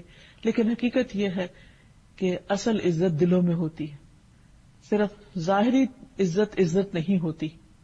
مثلا کوئی انسان کسی دوسرے کے ساتھ ظلم زیادتی کر کے وقتی طور پر اپنی عزت کروا سکتا ہے، لیکن اس کا دل نہیں جیت سکتا، اس کے دل میں اس کی قدر نہیں ہو سکتی. اسی لیے جو شخص اللہ کی خاطر کسی کو معاف کر دیتا ہے، اللہ کی خاطر جھک جاتا ہے، اللہ تعالیٰ اس کو بلندی عطا کرتے ہیں، عزت عطا کرتے ہیں. رسول اللہ صلی اللہ علیہ وسلم نے فرمایا، اللہ تعالیٰ فرماتے ہیں جو شخص میرے لیے اتنا سا جھکتا ہے، اور راوی نے اپنا ہاتھ زمین کے نیچے کیا، نہیں بالکل تھوڑا سا، تو میں اسے اتنا بلند کر دیتا ہوں. پھر راوی نے اپنا ہاتھ آسمان کی طرف اٹھایا کہ جو شخص اللہ کی خاطر جھک جائے، یعنی اللہ کا حکم سامنے آتے ہی لبیک کہہ دے، سر تسلیم خم کر دے، سمعنا و اطعنا کر دے، اور اپنی انا اور اپنی رائے اور اپنے خیال کو پیچھے کر دے، تو اللہ سبحانہ تعالیٰ اس کو عزت عطا کرتے ہیں. پھر اسی طرح اگر کبھی انسان کے ساتھ زیادتی بھی ہو رہی ہو، لیکن اس موقع پر اگر وہ صرف اللہ کی خاطر خاموش رہتا ہے اور جواباً کوئی ظلم اور زیادتی نہیں کرتا، تو ایسے شخص کو بھی اللہ تعالیٰ عزت عطا فرماتے ہیں. اس کے برعکس اللہ سبحانہ و تعالیٰ ان لوگوں کو ذلت عطا کرتے ہیں کہ جو اللہ تعالیٰ کی نافرمانی کرتے ہیں، جیسے کہ قرآن مجید میں آتا ہے وَلِيُخْزِيَ الْفَاسِقِينَ، تاکہ اللہ فاسقوں کو رسوا کر دے. پھر اسی طرح قرآن مجید میں واضح طور پر یہ بات آتی ہے کہ جو لوگ اللہ سبحانہ و تعالیٰ کی کتاب کو پورے کا پورا نہیں لیتے، یا اس پر ایمان نہیں رکھتے، یا اس کے بعض حصے کو لیتے ہیں اور بعض کا انکار کرتے ہیں، ان کے لیے بھی رسوائی ہے.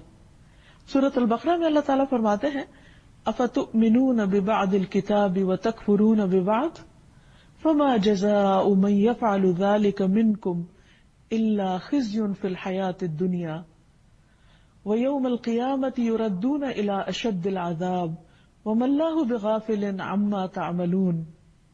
کیا تم کتاب کے بعض احکام کو مانتے ہو اور بعض کا انکار کرتے ہو؟ یعنی کچھ کو مانتے اور کچھ کو نہیں مانتے. بھلا جو لوگ ایسے کام کریں ان کی سزا اس کے سوا کیا ہو سکتی ہے کہ دنیا میں ذلیل و خوار ہوں اور قیامت کے دن وہ سخت عذاب کی طرف دھکیل دیے جائیں، اور جو کچھ تم کرتے ہو اللہ اس سے بے خبر نہیں ہے. یعنی ایک قوم جو اللہ کی کتاب کو زبان سے مانتی بھی ہے لیکن پورے کا پورا اس کو نہیں لیتی، اس میں سے صرف وہ احکامات جو پسند کے ہیں وہ لے لیتے ہیں، اور جو اپنی مرضی کے خلاف جاتے ہیں یا دنیاوی فائدے کے خلاف جاتے ہیں اس کا انکار کر دیتے ہیں. تو اللہ سبحانہ تعالیٰ کی طرف سے ان کے لیے بھی شدید وارننگ ہے کہ ایسے لوگوں کے لیے دنیا میں رسوائی ہے. یہ بات عام مشاہدے کی ہے کہ یہ چیز بہت زور پکڑتی جا رہی ہے کہ قرآن مجید کے معاملے میں ہمارا معاملہ بہت تساہل کا ہو گیا. اس میں سے کچھ چیزیں اپنی مرضی کی لے لیتے ہیں اور کچھ چھوڑ دیتے ہیں. مثلا بعض لوگ نماز کی پابندی کرتے ہیں لیکن زکوٰۃ نہیں دیتے. بعض لوگ نماز اور زکوٰۃ کی پابندی کر لیتے ہیں لیکن حج کو اپنے لیے لازم نہیں سمجھتے. کچھ لوگ ہر سال حج کر لیتے ہیں لیکن آ کر نماز کے فریضے کو ادا نہیں کرتے. اسی طرح کچھ لوگ یہ کہتے ہیں کہ قرآن ہی ہمارے لیے کافی ہے اور وہ سنت رسول صلی اللہ علیہ وسلم کی پیروی نہیں کرتے، حالانکہ قرآن مجید میں ہی اللہ سبحانہ وتعالی نبی صلی اللہ علیہ وسلم کی اطاعت کا حکم دیتے ہیں. وَمَن يُطِعِ الرَّسُولَ فَقَدْ أَطَاعَ اللَّهَ، جس نے رسول اللہ صلی اللہ علیہ وسلم کی اطاعت کی اس نے دراصل اللہ تعالیٰ کی اطاعت کی. ایک اور جگہ پر اللہ تعالیٰ فرماتے ہیں مَا آتَاكُمُ الرَّسُولُ فَخُذُوهُ، جو اللہ کے رسول تمہیں دیں اسے لے لو. وَمَا نَهَاكُمْ عَنْهُ فَانْتَهُوا، اور جس چیز سے وہ روکتے ہیں اس سے رک جاؤ. قرآن مجید میں یہ حکم صاف واضح طور پر موجود ہے، لیکن اس کے برعکس لوگ کھلے عام یہ کہتے ہیں کہ نہیں، جو قرآن ہے وہی ہمارے لیے کافی ہے. اور سنت کے بارے میں شک کرتے ہیں. تو بات یہ ہے کہ اللہ سبحانہ وتعالی نے قرآن مجید میں جو کچھ اتارا ہے وہ اپنی حکمت کے ساتھ اتارا ہے، اپنے علم کے ساتھ اتارا ہے، اور ہمیں کوئی حق نہیں ہے کہ اس میں ہم کسی چیز کو تو لے لیں، اس کو پسند کریں اور کسی چیز پر ناپسندیدگی کا اظہار کریں، یا اس کو اپنے لیے ضروری نہ سمجھیں، یا یہ کہیں کہ آج تو زمانہ بدل گیا ہے اور بہت ماڈرن دور ہے اور آج کے دور میں یہ سب کچھ کیا نہیں جا سکتا، یا آج اس پر عمل کرنا بڑا مشکل ہے. بعض اوقات ہم ایسے مذاق میں بھی کہہ دیتے ہیں آج کون سا سچ کا زمانہ ہے، حالانکہ اللہ تعالیٰ نے کہیں یہ نہیں فرمایا کہ تم صرف رسول اللہ صلی اللہ علیہ وسلم کے زمانے میں سچ بولنا اور باقی جو تمہارا دل چاہے کرنا. تو دین کے معاملے میں ہماری عقل کو حق حاصل نہیں کہ ہم اپنی عقل کے ساتھ اس کی سلیکشن کریں اس کے احکامات کی. اسی طرح ہماری خواہشات اور جذبات کو بھی وہ بے لگام نہیں چھوڑا گیا کہ اس میں سے جو جی چاہے لے لیں اور جس چیز کو جی نہ چاہے اس کا انکار کر دیں. تو یہ چیز انسان کے لیے اللہ سبحانہ وتعالیٰ کی ناراضگی اور دنیا اور آخرت میں رسوائی کا سبب ہے. تو اس سے پرہیز کرنا چاہیے. پھر اسی طرح یہ ہے کہ جو لوگ اللہ سبحانہ وتعالیٰ کے احکامات کی کھلم کھلا مخالفت کرتے ہیں ان کے لیے بھی رسوائی ہے. جیسے تاریخ ہمیں بتاتی ہے کہ فرعون، قارون، ابو لہب اور ابو جہل، ان سب کا انجام کیا ہوا، اور ان کا یہ انجام کیوں ہوا؟ کیونکہ انہوں نے اللہ تعالیٰ کے احکامات کی نافرمانی کی، اللہ سبحانہ وتعالیٰ کے اختیارات کو اپنے ہاتھ میں لینے کی کوشش کی. مثلا فرعون نے کہا انا ربکم الاعلی، میں تمہارا سب سے بڑا رب ہوں. قارون کو اللہ نے بہت ساری دولت دی لیکن اس نے اس دولت کے معاملے میں کسی کا حق نہیں پہچانا اور اس دولت کے ذریعے اپنی عزت بنانے کی کوشش کی. تو اللہ سبحانہ وتعالیٰ نے کس طرح اس کو ذلیل و رسوا کر دیا. اسی طرح ابو لہب مکہ کا مالدار ترین انسان تھا لیکن اس کا انجام کیا ہوا؟ اللہ تعالیٰ نے اس کے بارے میں کیسی آیات اتاری؟ تبت یدا ابی لہب وتب، ٹوٹ گئے دونوں ہاتھ ابو لہب کے اور وہ برباد ہوا. ما اغنی عنہ مالہ وما کسب، اس کا مال اور جو اس نے کمایا اس کے کسی کام نہ آیا. اب آپ دیکھیے کہ انسان سمجھتا ہے کہ اس کی عزت مال کے ذریعے ہوگی یا اولاد اس کی عزت کا سبب ہوگی، لیکن یہاں نہ اس کا مال اس کے کام آیا اور نہ ہی اس کی اولاد اس کے کام آئی. اسی طرح ابو لہب کی بیوی اس کے کسی کام نہ آئی، بلکہ اس کے برعکس اس کا بھی انجام بہت رسوا کن تھا. ابو جہل جو اصل میں ابو الحکم کہلاتا تھا کہ بہت حکمت والا اور بہت اختیارات والا، لیکن اس کا بھی انجام کیا ہوا. یہ ساری مثالیں ہمارے سامنے عبرت کے لیے ہیں تاکہ ہم اللہ کے ان نافرمانوں کی پیروی نہ کریں. فرعون کے پاس جتنا بھی اقتدار تھا لیکن اللہ کی نافرمانی کی وجہ سے رسوا ہوا، ڈوب کر مرا. قارون زمین میں دھنس کے مرا. ابو لہب کا انجام بہت برا ہوا. ابو جہل کا انجام بہت ذلت آمیز ہوا. تو یہ بات ہمیشہ یاد رہے کہ عزت اللہ کی اطاعت میں ہے، اللہ کی فرمانبرداری میں ہے، نافرمانی میں نہیں. خواہ کسی نافرمان انسان کے پاس دنیا بھر کی دولت ہو جیسے قارون کے پاس تھی، یا پھر فرعون جیسی اقتدار ہو، لیکن وہ ذلت اور رسوائی سے نہیں بچ سکتا اگر وہ اللہ کا نافرمان ہے. کرے ان کے لیے بھی رسوائی ہے. قرآن پاک میں اللہ تعالیٰ فرماتے ہیں وَمَنْ أَظْلَمُ مِمَّنْ مَنَعَ مَسَاجِدَ اللَّهِ أَنْ يُذْكَرَ فِيهَا اسْمُهُ وَسَعَى فِي خَرَابِهَا أُولَئِكَ مَا كَانَ لَهُمْ أَنْ يَدْخُلُوهَا إِلَّا خَائِفِينَ لَهُمْ فِي الدُّنْيَا خِزْيٌ وَلَهُمْ فِي الْآخِرَةِ عَذَابٌ عَظِيمٌ. اور اس شخص سے بڑا ظالم کون ہو سکتا ہے جو اللہ کی مسجدوں میں اس کا نام ذکر کرنے سے روکے، یعنی اللہ کے گھروں میں اللہ ہی کا نام بلند نہ ہونے دے اور اس کی خرابی کے درپے ہو. انہیں تو یہ چاہیے تھا کہ مسجدوں میں اللہ سے ڈرتے ہوئے داخل ہوتے. ایسے ہی لوگوں کے لیے دنیا میں رسوائی اور آخرت میں بہت بڑا عذاب ہے. پھر اسی طرح دین کے معاملے میں ناحق جھگڑے کرنے والا، ایسے شخص کے لیے بھی دنیا میں کوئی عزت نہیں. پھر اسی طرح دین کے معاملے میں ناحق جھگڑا کرنے والے کے لیے بھی رسوائی کی وعید ہے. قرآن پاک میں اللہ تعالیٰ فرماتے ہیں وَمِنَ النَّاسِ مَن يُجَادِلُ فِي اللَّهِ بِغَيْرِ عِلْمٍ وَلَا هُدًى وَلَا كِتَابٍ مُنِيرٍ، اور کچھ لوگ ایسے ہیں جو علم، ہدایت اور روشنی بخشنے والی کتاب کے بغیر اللہ کے بارے میں بحث کرتے ہیں، یعنی انہوں نے کبھی دین کا علم حاصل نہیں کیا، کبھی یہ نہیں جانا کہ ان کے رب نے کیا فرمایا، کبھی کتاب کو پڑھ کر نہیں دیکھا، لیکن اپنے خیالات اور اپنی خواہشات اور اپنے دنیاوی علم کی بنا پر اللہ تعالیٰ کی ذات یا اس کی صفات یا اس کے فیصلوں کے بارے میں خوب بحثیں کرتے ہیں، جھگڑے کرتے ہیں اور حق سے اپنا پہلو موڑتے ہیں تاکہ دوسرے لوگوں کو بھی اللہ کی راہ سے بہکا دیں۔ ایسے شخص کا کیا انجام ہوگا؟ فرمایا لِيُضِلَّ عَن سَبِيلِ اللَّهِ لَهُ فِي الدُّنْيَا خِزْيٌ، اس کے لیے دنیا میں بھی رسوائی ہے، وَنُذِيقُهُ يَوْمَ الْقِيَامَةِ عَذَابَ الْحَرِيقِ، اور قیامت کے دن بھی ہم اس کو جلا دینے والے عذاب کا مزہ چکھائیں گے۔ تو اس چیز سے بھی پرہیز کرنے کی ضرورت ہے۔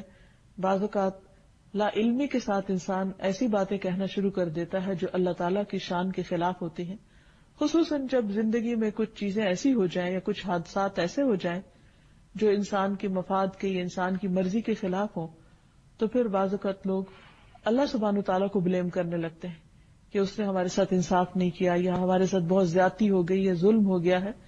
حالانکہ قرآن مجید میں واضح طور پر اللہ تعالیٰ فرماتے ہیں کہ اللہ تعالیٰ اپنے بندوں کے ساتھ ہرگز ظلم کرنے والا نہیں ہے۔ اللہ تعالیٰ کے فیصلوں کو نہ سمجھنا یہ ہماری اپنی کم علمی ہو سکتی ہے، لیکن اللہ تعالیٰ کو الزام دینا کسی بات کا یہ بہت بڑی گستاخی کی بات ہے، اور اس سے پرہیز کرنے میں ہی انسان کی عافیت ہے، کیونکہ اللہ سبحانہ تعالیٰ العزیز ہے، غلبے والا ہے، اقتدار والا ہے، شدید ہے، قوت والا ہے، کوئی اس کو ہرا نہیں سکتا، کوئی اس کا مقابلہ نہیں کر سکتا، کوئی اس کو نیچا نہیں دکھا سکتا۔ اگر وہ اپنے بندوں کو سزا دینا چاہے تو کوئی روک نہیں سکتا، اگر وہ اپنے بندوں سے انتقام لینا چاہے تو کوئی اس کا مقابلہ نہیں کر سکتا۔ اس لیے انسان کو کبھی بھی اللہ سبحانہ وتعالیٰ کے بارے میں کوئی ایسا خیال دل میں آئے، کوئی وسوسہ شیطان ڈالے، تو ہمیشہ اپنی اصلاح کی فکر کرے اور اس پر اللہ سبحانہ وتعالیٰ کی مدد مانگے تاکہ وہ خیال دل سے نکل جائے، اور ہمیشہ اس بات پر صرف زبانی نہیں بلکہ دل کے پورے یقین اور اطمینان کے ساتھ رہے کہ اللہ کے ہر فیصلے میں خیر اور بھلائی ہے۔ بڑے بڑے گناہ تو انسان کے لیے ذلت کا سبب ہوں گے ہی اگر انسان ان پر توبہ نہیں کرتا، اللہ تعالیٰ کی طرف نہیں پلٹتا، لیکن کچھ گناہ ایسے ہیں کہ جن میں عام طور پر انسان گرفتار ہو جاتا ہے، ان کے بارے میں بھی محتاط رہنے کی ضرورت ہے، کیونکہ وہ انسان کے لیے رسوائی کا باعث ہوں گے، جن میں خاص طور پر دنیا میں شہرت کی طلب، یعنی نیکی کا کام کر کے لوگوں سے تعریف چاہنے کی خواہش، یہ ایک بہت ہی خطرناک بیماری ہے۔ رسول اللہ صلی اللہ علیہ وسلم نے فرمایا، جو شخص اپنے عمل کے ذریعے لوگوں میں شہرت حاصل کرنا چاہتا ہے، مثلا اپنے صدقہ خیرات کے ذریعے یا اپنی نمازوں یا عبادت کے ذریعے یا اور کوئی فلاحی اور معاشرتی فلاح کے منصوبے بنا کر یا ان پر عمل کر کے، خدمت خلق کے کام کر کے، اگر وہ یہ چاہتا ہے کہ دنیا میں اس کا نام بلند ہو، تو اللہ تعالیٰ اس کی شہرت قیامت کے دن ساری مخلوق کو سنوائے گا، یعنی اس کے اندر کا حال، اس کی نیت کی خرابی اور اس کا دھوکہ ساری مخلوق کے سامنے عام کر دے گا، اور پھر وہ اسے ذلیل اور حقیر کر دے گا۔ اللہ سبحانہ و تعالیٰ العزیز ہے، تو ہمیں اسلام کے ساتھ اس کو پکارنا بھی چاہیے۔ قرآن مجید میں ابراہیم علیہ السلام کی دعا کا ذکر کیا گیا ہے، ربنا وابعث فیہم رسولا منہم یتلو علیہم آیاتک ویعلمہم الکتاب والحکمت ویزکیہم انک انت العزیز الحکیم۔ ابراہیم علیہ السلام نے جب کعبہ کی تعمیر کر لی اور اپنے بیوی بچے کو وہاں چھوڑ کر جانے لگے تو ان کے لیے دعا کر رہے تھے کہ یا اللہ ان کی نسلوں میں ایک رسول بھیجنا جو انہی میں سے ہو، جو ان پر تیری آیات پڑھے، انہیں کتاب و حکمت سکھائے، انہیں پاک کرے، بے شک تو سب پر غالب کمال حکمت والا ہے۔ سوال یہ پیدا ہوتا ہے کہ اللہ تعالیٰ کی اس صفت کے ساتھ کیوں پکارا جائے؟ اس لیے کہ اس کا معنی ہے کہ اللہ سبحانہ وتعالیٰ غالب ہے، یعنی اس کا حکم نافذ ہو کر رہتا ہے اور اس کے حکم کو کوئی روک نہیں سکتا، کوئی منع نہیں کر سکتا. اس لیے پورے یقین کے ساتھ کہ اے اللہ تو سب کچھ کر سکتا ہے. تو آپ دیکھیے کہ ابراہیم علیہ السلام کی یہ دعا پھر تقریباً 2500 سال کے بعد قبول ہوئی، لیکن قبول ہوئی. کتنے بڑے ویژنری تھے ابراہیم علیہ السلام، اور کن صفات کے ساتھ اپنے رب کو پکارا، اور کس طرح اللہ تعالیٰ نے ان کی دعا قبول کر لی. پھر اسی طرح ایک اور جگہ پر آتا ہے ربنا وادخلهم جنات عدن التي وعدتهم ومن صلح من آبائهم وازواجهم وذرياتهم انك انت العزيز الحكيم. اے ہمارے رب، اور انہیں ہمیشہ رہائش والی ان جنتوں میں داخل کر جن کا تو نے ان سے وعدہ کیا ہے، اور ان کو بھی جو ان کے باپ دادوں اور ان کی بیویوں اور ان کی اولاد میں سے اس قابل ہیں. بلا شبہ تو سب پر غالب کمال حکمت والا ہے. یعنی اللہ سبحانہ وتعالی ہر چیز کرنے پر پوری طرح قادر ہے. بعض اوقات جب ہم دعا کرتے ہیں تو ہماری دعا میں اتنا یقین نہیں ہوتا، اتنی شدت نہیں ہوتی، زور نہیں ہوتا، کیونکہ ہمیں یہ ڈر ہوتا ہے کہ پتہ نہیں ہوگا یا نہیں، پتہ نہیں یہ ہو بھی سکتا ہے یا نہیں. لیکن انسان کو ہمیشہ یہ سوچنا چاہیے کہ جس رب کو وہ پکار رہا ہے وہ العزیز ہے، وہ سب پر غالب ہے، وہ ہر چیز کر سکتا ہے، اس کے لیے کچھ بھی مشکل نہیں. ہمارا کام ہے اس کو پکارنا، اور شدت سے پکارنا، اور یقین کے ساتھ پکارنا، اور اللہ کی عزت کے وسیلے سے اس کو پکارنا. عثمان بن ابی عاص کہتے ہیں کہ وہ نبی صلی اللہ علیہ وسلم کے پاس حاضر ہوئے. وہ کہتے ہیں کہ مجھے اتنی تکلیف تھی کہ قریب تھا کہ مجھے ہلاک کر دیتی، یعنی اتنی شدید درد تھی. تو رسول اللہ صلی اللہ علیہ وسلم نے فرمایا کہ درد کی جگہ پر ہاتھ رکھو، اپنا دایاں ہاتھ رکھو، اور 7 مرتبہ یہ دعا پڑھو، اعوذ بعزت اللہ وقدرتہ من شر ما اجد واحاذر. میں پناہ مانگتا ہوں اللہ کی عزت کی اور اس کی قدرت کی. یعنی یہاں بھی اللہ سبحانہ وتعالیٰ کی اس صفت کے ساتھ دعا کی جا رہی ہے کہ میں اللہ کی عزت کی پناہ لیتا ہوں اور اس کی قدرت کی پناہ لیتا ہوں اس شر سے جو میں محسوس کر رہا ہوں، یا اس تکلیف یا اس درد سے.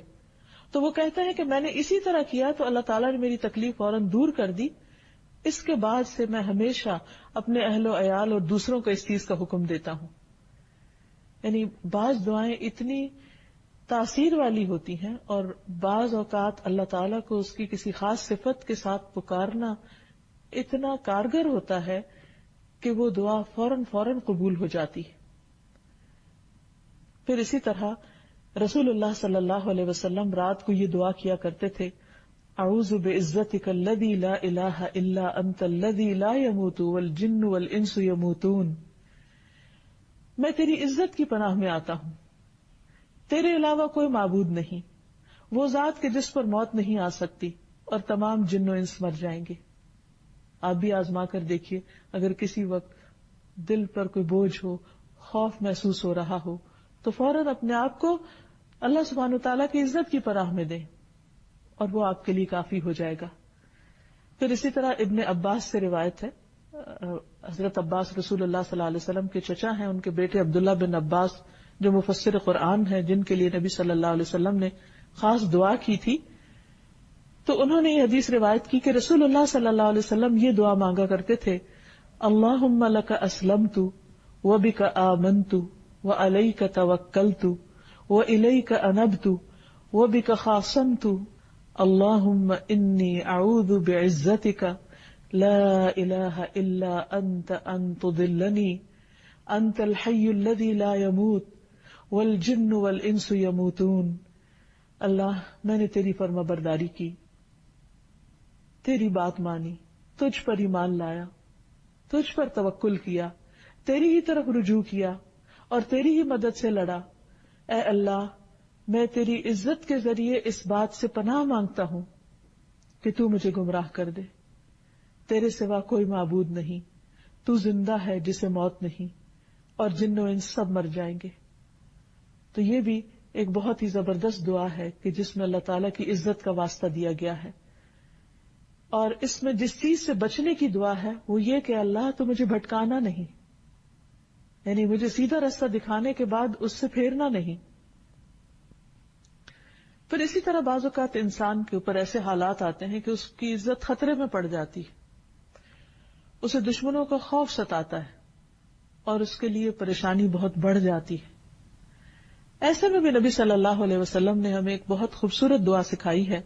ابن عباس ہی سے روایت ہے، انہوں نے کہا کہ جب تم کسی ظالم سلطان کے پاس آؤ اور تمہیں یہ خوف ہو کہ وہ تم پر غالب آ جائے گا تو یہ دعا 3 بار پڑھو، اللہ اکبر، اللہ اعز من خلقہ جمیعا، اللہ اعز مما اخاف واحذر، اعوذ باللہ الذی لا الہ الا هو الممسک السماوات السبع ان یقعن علی الارض الا باذنہ من شر عبدک فلان وجنودہ واتباعہ واشیاعہ من الجن والانس، اللہم کن لی جارا من شرہم جل ثناؤک وعز جارک وتبارک اسمک ولا الہ غیرک۔ اللہ سب سے بڑا ہے، اللہ اپنی تمام مخلوق پر غالب ہے، یعنی جتنے بھی بڑے بڑے ٹائرنٹس ہیں اللہ تعالیٰ ان پر بھی پوری قدرت اور پورا قابو رکھتا ہے۔ اللہ ان چیزوں سے کہیں زیادہ طاقتور ہے جن سے میں خوف کر رہا ہوں، جس سے میں ڈر رہا ہوں، اللہ تعالیٰ اس سے زیادہ طاقتور ہے جس کی میں پناہ لے رہا ہوں، اور میں اللہ کی پناہ میں آتا ہوں جس کے سوا کوئی معبود نہیں، 7 آسمانوں کو تھامنے والا، یعنی اللہ کی قوت کا اندازہ کیجئے کہ 7 آسمانوں کا تھامنے والا ہے کہ وہ زمین پر نہ گر جائیں مگر اس کی اجازت سے۔ تو اے اللہ جو اتنی طاقت، قدرت، ہیبت، جبروت والا ہے، میں تیری پناہ میں آتا ہوں۔ اے اللہ ان کے شر سے، فلاں بندے کے شر سے اور اس کے لشکروں اور اس کے پیروکاروں اور جنوں اور انسانوں میں سے اس کے ساتھیوں کے شر سے اے اللہ تو مجھے پناہ دے۔ اے اللہ ان کے شر سے میرے لیے پناہ بن جا، تیری تعریف بڑی شان والی ہے، تیری پناہ بہت مضبوط ہے، تیرا نام بہت بابرکت ہے اور تیرے سوا کوئی معبود نہیں۔ تو جو انسان بھی لوگوں کے خوف اور غلبے اور ان کے ظلم سے ڈرتا ہو تو اسے ان سے ڈرنے کی بجائے اللہ سبحانہ تعالیٰ کی پناہ لینی چاہیے، کیونکہ اللہ سبحانہ تعالیٰ اپنے بندوں کی حفاظت کرنے والا ہے اور ان کو ان طریقوں سے مدد دینے والا ہے جن کے بارے میں کوئی انسان سوچ بھی نہیں سکتا۔ رسول اللہ صلی اللہ علیہ وسلم نے فرمایا، جس آدمی نے بستر پر لیٹ کر یہ دعا پڑھی، الحمد للہ الذی کفانی وآوانی، الحمد للہ الذی اطعمنی وسقانی، الحمد للہ الذی من علی وافضل، اللہم انی اسألک بعزتک ان تنجینی من النار۔ ساری تعریف اللہ کے لیے ہے جس نے مجھے کفایت کیا اور جگہ دی، ساری تعریف اللہ کے لیے ہے جس نے مجھے کھلایا اور پلایا، ساری تعریف اللہ کے لیے ہے جس نے مجھ پر احسان کیا اور مہربانی کی۔ اے اللہ میں تجھ سے تیری عزت کے واسطے سے سوال کرتا ہوں کہ تو مجھے آگ سے نجات دے۔ تو اس نے تمام مخلوقات کی بیان کردہ اللہ کی تعریفات کہہ ڈالی، یعنی جو شخص صرف یہ کلمات پڑھتا ہے وہ سوتے وقت یا لیٹ کر، تو اس نے اتنی زیادہ تعریف کی جتنی سمجھے پوری مخلوق اس وقت اللہ کی تعریف کر رہی، اس کے برابر تعریف کر ڈالی۔ یعنی اتنی خوبصورت دعا ہے یہ۔ انسان کو جب اللہ سبحانہ تعالیٰ کی اس صفت پر پورا یقین ہو جائے، وہ اس کو محسوس کرنے لگے، تو اس کا اثر اس کی عملی زندگی میں بھی نظر آنا چاہیے، کیونکہ ہم اللہ عز و جل پر، اس کی عزت پر اور اس کی قوت اور اس کے غلبے پر پورا اعتماد رکھتے ہیں کہ وہ ان تمام صفات کا حامل ہے۔ اس لیے چونکہ ہم اس کے بندے ہیں، اس پر ایمان لائے ہیں، تو ہمارا رویہ بھی پھر اس صفت کے تحت تبدیل ہونا چاہیے۔ سب سے پہلی چیز جو ہمارے اندر آنی چاہیے وہ یہ کہ ہمارا اس بات پر پکا ایمان اور یقین ہو کہ عزت ساری کی ساری اللہ کے پاس ہے، وہ جس کو جتنی چاہے عطا کر دے۔ اس لیے اگر کبھی انسان زندگی میں پریشان بھی ہو یا اسے محسوس ہو کہ لوگ اس کی قدردانی نہیں کرتے یا اس کو کوئی عزت دینے والا نہیں، تو اس پر اس کو رونا دھونا نہیں چاہیے، اس پہ یقین رکھنا چاہیے کہ اللہ سبحانہ و تعالیٰ کی اطاعت میں عزت ہے اور اس عزت کا مالک وہی ہے. اس لیے مجھے بندوں سے شکوے شکایت کرنے کی بجائے اللہ سبحانہ و تعالیٰ کی طرف راغب ہونا چاہیے اور اس سے مانگنا چاہیے. اللہ تعالیٰ فرماتے ہیں من کان یرید العزت، جو شخص عزت چاہتا ہے، عزت کا طلبگار ہے، فللہ العزت جمیعا، تو عزت ساری کی ساری اللہ کے پاس ہے. الیہ یصعد الکلم الطیب والعمل الصالح یرفعہ والذین یمکرون السیئات لہم عذاب شدید ومکر اولئک ھو یبور. اسی کی طرف ہر پاکیزہ بات چڑھتی، یعنی بجائے گلے شکوے کرنے کے اور لوگوں کی غیبت کرنے کے اور اپنی زبان کے اوپر غلط الفاظ لانے کے یا گالی گلوچ کرنے کے یا فرسٹریشن کے، انسان کو فوراً اللہ کا ذکر کرنا چاہیے. جہاں کہیں یہ محسوس ہو کہ کسی نے اس کی توہین کر دی ہے یا ناقدری کر دی ہے تو فوراً عزت کی طلب اللہ سبحانہ وتعالیٰ سے ہو، ذکر اذکار کی کثرت ہو، کیونکہ الیہ یصعد الکلم الطیب، پاکیزہ کلمات اس کی طرف چڑھتے ہیں، وہ قبول فرماتا ہے. والعمل الصالح یرفع، دوسرا کام یہ کرنا چاہیے کہ انسان کوئی نہ کوئی اچھا کام کرے، کوئی صدقہ خیرات کرے، کسی کی بیمار کی عادت کرے، کسی دکھی مجبور انسان کے کام آئے، اللہ کے دین کو سکھانے کا کام کرے، کوئی بھی اچھا کام جو اس کے بس میں ہے، استطاعت میں ہے، اس کی طرف چل پڑے. کیونکہ جب انسان عمل کرتا ہے اور اس کے ساتھ ذکر کرتا ہے تو پھر یہ دونوں چیزیں اوپر اٹھتی ہیں، اور لوگوں کی جو بری چالیں ہیں ان کا معاملہ اللہ پہ چھوڑ دے. فرمایا والذین یمکرون السیئات، وہ لوگ جو بری بری چالیں چلتے ہیں، لہم عذاب شدید، ان کے لیے سخت عذاب ہے. ومکر اولئک ھو یبور، ایسے لوگوں کا مکر بالکل اکارت ہو جائے گا، ایسے لوگوں کی خفیہ تدبیریں بالکل برباد ہو کے رہ جائیں گی. یعنی معاملہ پھر اللہ پہ چھوڑ دے انسان. پھر اسی طرح انسان لوگوں سے عزت ڈیمانڈ نہ کرے، لوگوں سے یہ نہ کہے کہ وہ میری عزت کرے، اور نہ ہی عزت کروانا پسند کرے، کیونکہ رسول اللہ صلی اللہ علیہ وسلم نے اس بات کو ناپسند کیا ہے کہ کسی انسان کے دل میں یہ خواہش ہو کہ وہ کہیں جائے تو لوگ اس کے لیے کھڑے ہو جائیں اس کی عزت میں. اس کے برعکس جو شخص تواضع اختیار کرتا ہے، اللہ کے آگے جھکتا ہے، بندوں کے مقابلے میں سرکشی نہیں کرتا، تو اللہ سبحانہ وتعالیٰ اس کو عزت عطا کرتے ہیں. حدیث میں آتا ہے جو آدمی معاف کرتا ہے اللہ تعالیٰ اس کی عزت میں اضافہ کر دیتے ہیں. معاف کرنا ایک بہت مشکل کام ہوتا ہے، آسان کام نہیں ہے، انسان کے لیے بہت مشکل ہے، انسان کے نفس پر بہت بھاری ہوتا ہے، خصوصاً ایسے لوگوں کو جو آپ کو دکھ دیں، آپ کی زندگی میں ایک تکلیف کا باعث ہو، آپ کو رسوا کرنے والے ہوں، یا آپ کو کسی طرح کا مالی اور جانی نقصان پہنچانے والے ہوں. ایسے لوگوں کو معاف کرنا آسان نہیں، لیکن جو شخص اللہ کی خاطر معاف کر دیتا ہے، اللہ سبحانہ وتعالیٰ اس شخص کی عزت میں اضافہ فرماتا ہے، اس کی قدردانی بڑھا دیتا ہے. اور جو آدمی اللہ کے لیے تواضع اختیار کرتا ہے، جو ہمبل ہوتا ہے صرف اللہ کی خاطر، اللہ تعالیٰ اس سے بلندیاں عطا کرتا ہے. رسول اللہ صلی اللہ علیہ وسلم نے یہ بھی فرمایا کہ تم میں سے جو شخص کسی مجلس میں آئے اور اس کے لیے جگہ کھلی کی جائے تو وہ بیٹھ جائے، کیونکہ اسے اللہ نے عزت دی ہے اور اس کے مسلمان بھائی نے عزت دی ہے.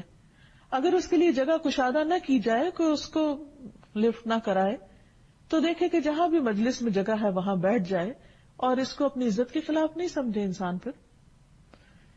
پھر اسی طرح ہمیشہ یہ یاد رہے کہ اصل عزت اللہ تعالیٰ کے احکام ماننے میں ہے، اللہ کے حکم کی پیروی کرنے میں ہے. قرآن مجید میں اللہ تعالیٰ فرماتے ہیں ان اکرمکم عند اللہ اتقاکم، تم میں اللہ کے نزدیک سب سے زیادہ عزت والا وہ ہے جو سب سے زیادہ اللہ سے ڈرنے والا ہے.